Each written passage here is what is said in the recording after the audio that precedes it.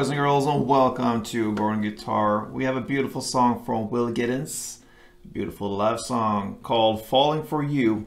So yeah, if you watch the music video there, he's using the bar chords only, but with a capo set here on the 6th fret, it's much easier guitar life with capo here. So place that one on the 6th fret. We will have easy chords to handle. It's a 4-chord song. It goes in the same order through the entire song. So we'll start with the first chord. It's the C major 7.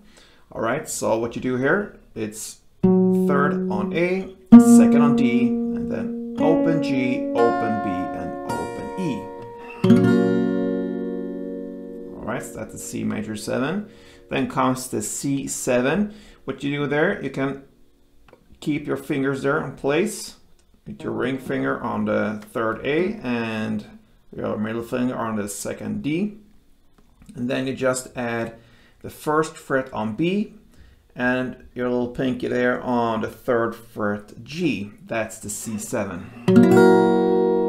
So that gives us 3rd on A, 2nd on D, 3rd on G, 1st on B, and open E. The 3rd chord is a F, so that's a bar chord. You place a bar on the 1st fret over all strings, and then the rest will be 3rd on A, 3rd on D, and 2nd on G. And the final chord will be D minor 7. So that is open D, 2nd G, 1st B, and 1st E. And what I do there with the last 2 B and E strings, I just place a short bar there with my index finger. So like this. And there you have the chord progression. C major, C7, F, and D minor 7. All right. Now let's take a look at the strumming pattern. So I'll grab the first chord, the C major 7. It will be like this. Down, clap, down, clap.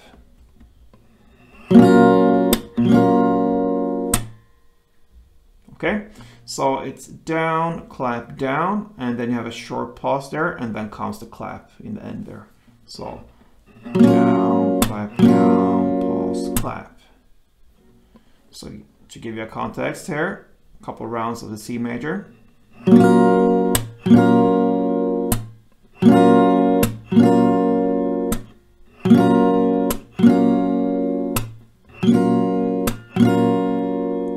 And it's about that tempo as well. So 1 strumming round per chord gives you this.